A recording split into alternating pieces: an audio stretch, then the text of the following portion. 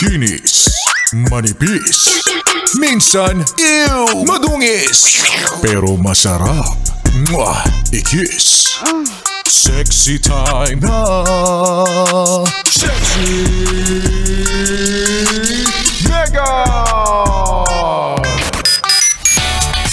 Good morning sa'yo, yes, friend ko, na walang ibang ginawa. Lunes na Lunes, nagre-reklamo agad. Oh. Sige, itanggi mo. Bakit? Hindi ba totoo? Ang dami mong reklamo, kesyo, ang daming pinapagawa sa'yo, ang daming pinapatapos, Lunes na Lunes, kailangan deadline agad, mga ganon. Eto lang ang masasabi ko, yes, friend, kung gusto mo ng trabaho na ikaw ang masusunod, mag-Zumba instructor ka kaya? Diba? Kasi pag nag-Zumba instructor ka, lahat ng mga nasa likod mo, talagang gagawin kung ano yung isayaw mo. Ganon, ha? Kesa reklamo ka ng reklamo, ikaw ang inuutusan. Ngayon, kung gusto mong ikaw ang masusunod, mag-resign ka sa trabaho mo, mag-full-time Zumba instructor ka. Tingnan natin kung hindi mo pa makuha yung fulfillment na meron kang trabaho na ikaw ang masusunod. Yun talaga. Ha? Kurutin kita ng nail cutter eh. Ay nako, magandang umaga sa mga yes friend kong coping mechanism talaga ang pagrereklamo. May mga gano'n naman talaga, mareklamo pero magtatrabaho din naman, no? Ganyan talaga yes friend pag wala ka namang choice. Magrereklamo ka ng bahagya pero magtatrabaho din, no? Okay lang yan, sige. Mahaba pa naman yung araw. Naniniwala ako na marami kang magagawang magagandang bagay ngayong araw ng Lunes.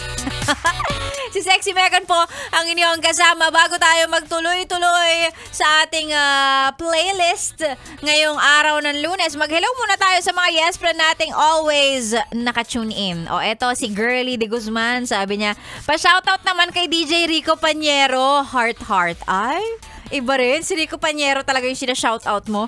At sabi niya, pati daw sa mga tito niya na may sakit, pagaling daw si Tito Jimmy at Tito Dolpo, at sa kanyang mama na si Ligaya, at sa kanyang kapatid na si Leklek. Girly from Bocaue, Bulacan! Hello! Ganun din kay Angel. Si Angel na may 3 electric pan sa harap ng sasakyan niya. Mainit, no?